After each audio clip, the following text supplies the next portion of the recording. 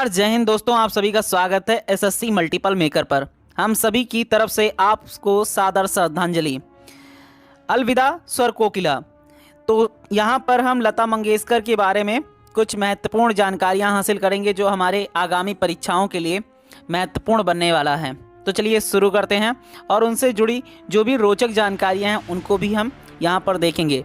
तो उससे पहले चैनल को सब्सक्राइब कर लीजिए और घंटी के बेल आइकन को प्रेस कर दीजिए। तो चलिए बिना टाइम वेस्ट किए हम शुरू करते हैं लता मंगेशकर से संबंधित महत्वपूर्ण प्रश्नों को। परीक्षा की दृष्टि से जो भी महत्वपूर्ण प्रश्न हैं, रोचक जानकारियां हैं, उनको हम यहाँ पर देखेंगे। चलिए सबसे पहले नंबर पे आता है कि लता मंगेशकर का असली नाम क्या था। तो लता मंगेशकर का असली नाम जो था वो है हेमा हरिदकर।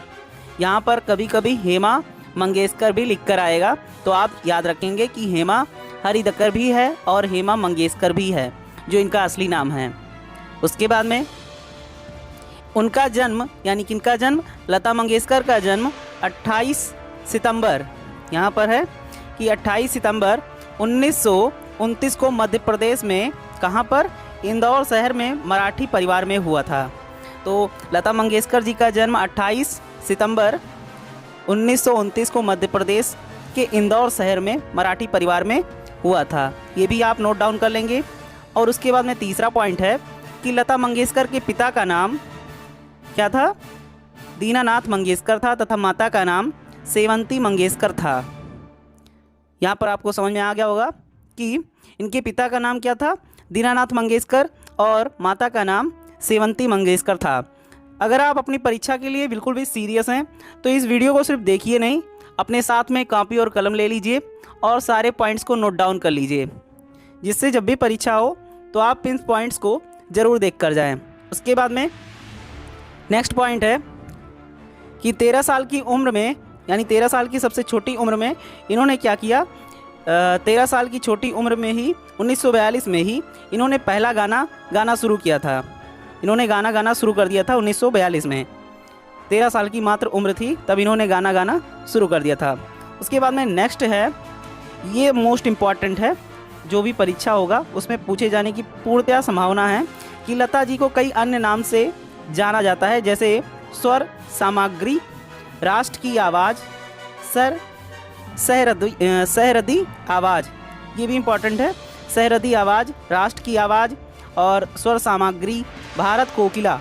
यहाँ पर भारत कोकिला वाला जो है वो काफ़ी इम्पॉर्टेंट है कि लता जी को यानी लता मंगेशकर जी को भारत कोकिला के नाम से भी जाना जाता है।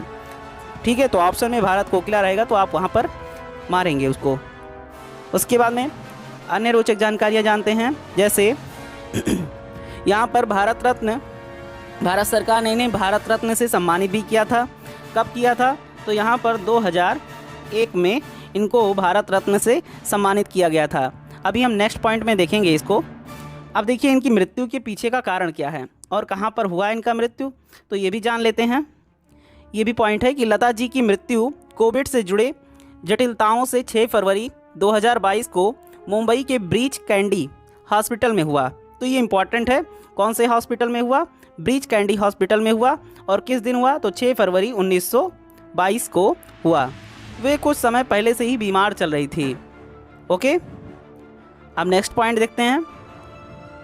उनकी महान गायकी और सुरमय आवाज़ के दीवाने पूरी दुनिया हैं।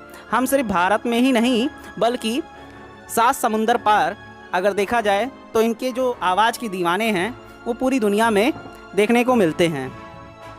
उसके बाद में नेक्स्ट पॉइंट है कि इन्हें प्यार से क्या पुकारा जाता है, तो इन्हें प्यार से हम लता दीदी के नाम से जानते हैं।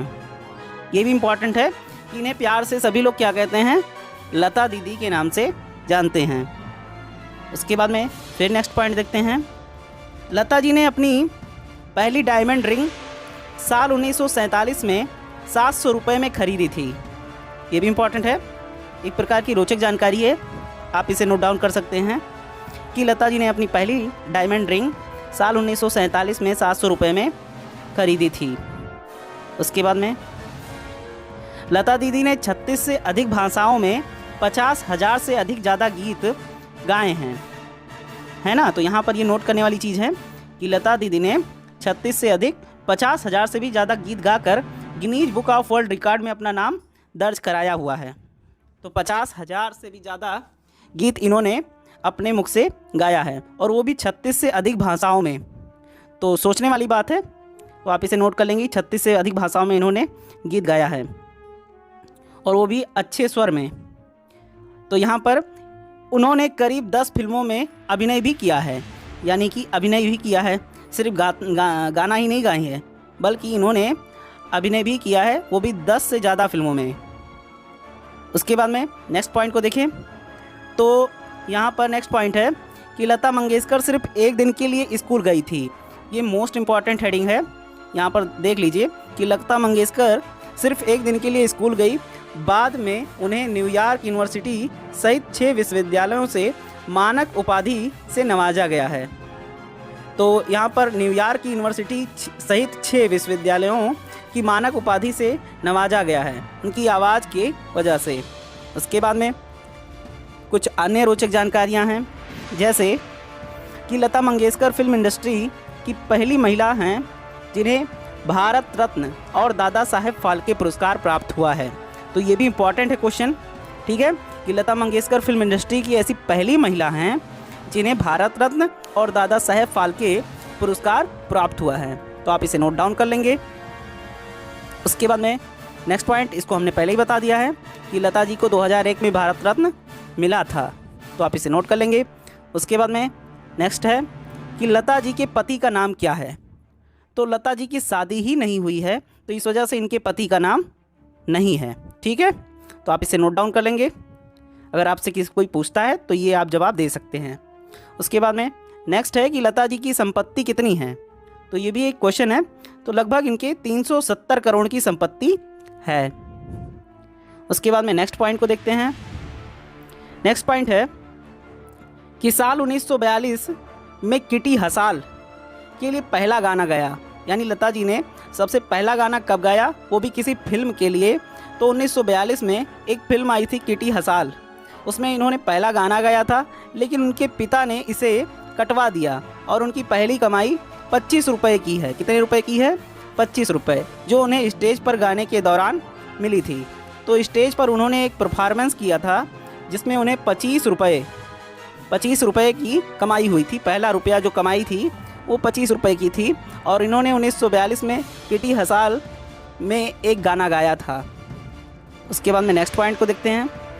नेक्स्ट पॉइंट है कि इन्होंने अपनी पहली कार 8,000 रुपये में ख़रीदी थी। सेकेंड हैंड कार ख़रीदा था इन्होंने, कितने में ख़रीदा था? 8,000 रुपये में। उसके बाद में नेक्स्ट पॉइंट है कि एक बार इन्हें क्या हुआ, एक दिन में तकरीबन 12 मिर्चा, यानी 12 मिर्च खा जाती थी। एक दिन में ये तकरीबन 12 मिर्च खाती जाती थी। उनका मानना था कि मिर्च खाने से गले की मिठास बढ़ती है, तो इनको लगता था कि गले की मिठास बढ़ाने के लिए मिर्चा खाना ज़रूरी है। तो एक दिन में तकरीबन ये 12 मिर्चा खा जाती थी। उसके बाद में नेक्स्ट पॉइंट है कि पंजाब केसरी वह क्रिकेट देखने का शौकीन थी। पंजाब केसरी वह क्रिकेट देखने की शौकीन थी। लॉर्ड्स में उनकी एक सीट सदा आरक्षित रहती थी, तो जब भी ये क्रिकेट देखने जाती थी तो वहाँ पर लॉर्ड्स में इनकी एक सीट हमेशा बुक रहती थी, ये ऐसा कहा जाता है।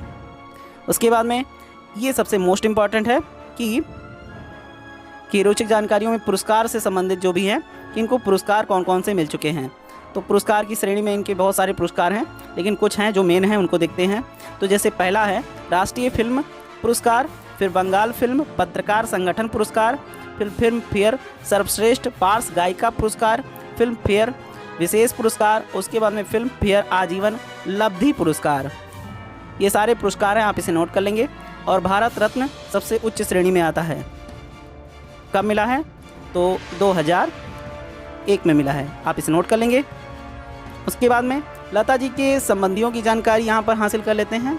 जैसे इनके माता का नाम जान ही गए हैं कि सेवंती था, इनके पिताजी का नाम दीनानाथ मंगेशकर था, और इनके भाई बहन की जानकारी ले लेते हैं। तो इनकी बहन हैं मीना खडीकर, आशा भोसले, उषा मंगेशकर, और एक भाई हैं हृदयनाथ मंगेशकर। तो ये 4 भाई बहन थे, और इनके माता पिता का नाम आप सभी लोग पहले से ही परिचित हो गए हैं। उसके बाद में अब हम लास्ट में यही कहेंगे कि आप चैनल को सब्सक्राइब कर लीजिए और घंटी के बेल आइकन को प्रेस कर दीजिए, जिससे किसी भी वीडियो की नोटिफिकेशन आपसे छूटने ना पाए। तो हम मिलते हैं नेक्स्ट वीडियो में अन्य जानकारियों के साथ। तब तक के लिए धन्यवाद।